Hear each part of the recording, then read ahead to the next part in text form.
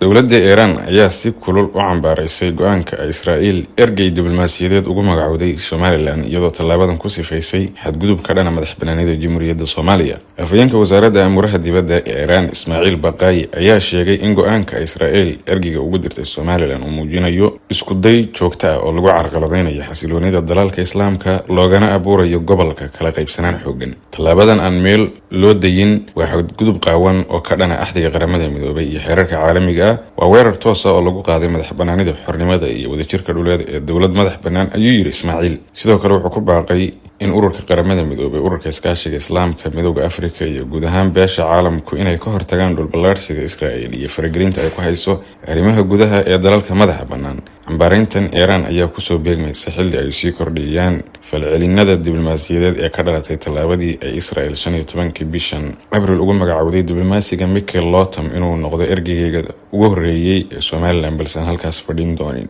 Tani ayaa timi bilo kadib markii Tel Aviv ay noqotay dalkii ugu horeeyay ee si rasmi ah ugu aqoonsaday deegaankaas dowlad madax bannaan.